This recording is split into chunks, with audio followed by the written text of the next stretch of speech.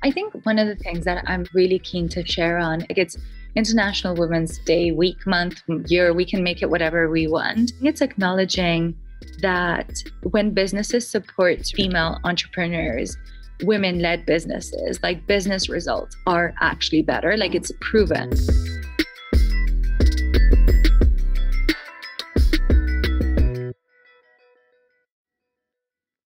When you've got women on your team, you are thinking a lot more sort of from a diverse perspective.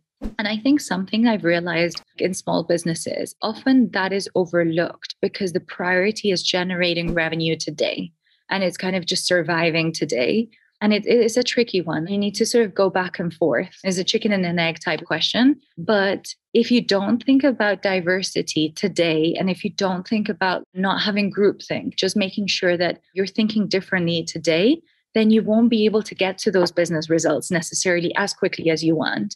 So I guess one of my tips with small businesses, and again, small businesses are anything up to 250 employees, right? So it is still a large business. Like, again, we're not comparing it to any of the sort of big four consultancies or the big banks or the big tech companies, but it's still a substantial amount. And I think it's just so important to have female leaders as part of like your leadership team, as part of your board.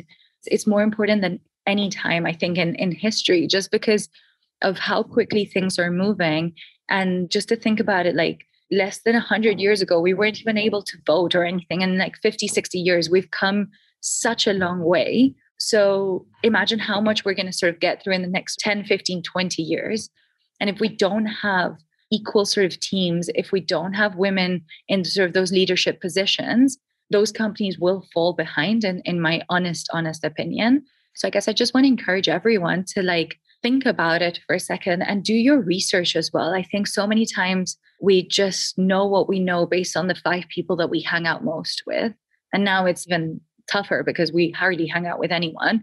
And we're literally just on Zoom with like a few people from work, or some people have Zoom fatigue. So just take the time to do your research, look into the numbers and really see like actually having more women, having more diverse teams, having more women of color, it really improves the business results. So I guess that would be my kind of one thing that we didn't sort of mention, but I think it is important to make sure it's out there.